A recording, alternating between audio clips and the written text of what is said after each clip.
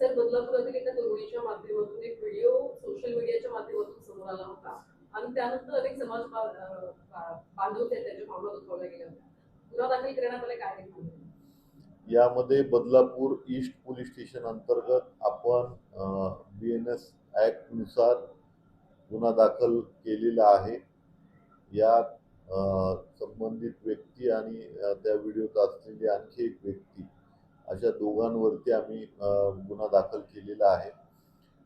सध्या याचा तपास जो आहे तो बदलापूर ईस्ट पोलीस स्टेशनचे तपासी अधिकारी करत आहेत. यामध्ये आणखी काही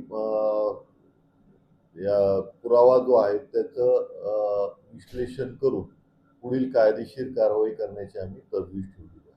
सर, सध्या तो व्हिडिओ सोशल मीडियावर व्हायरल होतोय आणि कुठेतरी जे व्हायरल करतात त्यांना काय आवाहन असेल तुमच्या माध्यमातून, कारण की दोन समाजाच्या या भावना आहेत, दुखावल्या जाऊ शकतात. यामध्ये सर्वांना पोलीस प्रशासनातर्फे आवाहन करण्यात येत आहे की अशा ज्या घटना असतात याची त्वरित माहिती जी आहे ती आम्हाला देणं गरजेचं आहे. त्यानंतर कुठलाही व्हिडिओ, ऑडिओ किंवा कुठलंही लेखन आपण पोस्ट करतो विविध समाज माध्यमांवरती, हे पोस्ट करताना त्याची संहिता पाळली पाहिजे.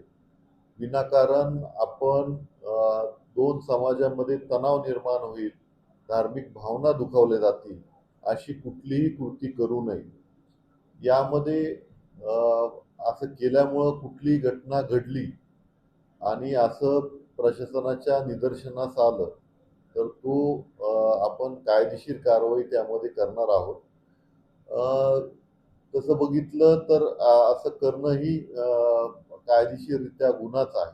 त्यामुळे पुन्हा एकदा सर्वांना आवाहन करण्यात येत आहे की कुठलाही व्हिडिओ, ऑडिओ किंवा कुठलीही क्लिप, त्यानंतर कुठलंही लेखन साहित्य सोशल मीडियावरती प्रस्तुत करताना, फॉरवर्ड करताना त्याचा 10 वेळा विचार केल्यानंतरच आपण फॉरवर्ड करावा. त्यानंतर विविध ग्रुप असतात, अशी कुठलीही क्लिप अनावधानाने किंवा त्यांच्या लक्षात आलं तर त्वरित ग्रुपमधून ती डिलीट करण्याची कारवाई करणं आवश्यक आहे, जेणेकरून कुठलाही कायदा सुव्यवस्थेचा प्रश्न निर्माण होणार नाही आणि कायदेशीर कारवाईला सामोरं जावं लागणार नाही.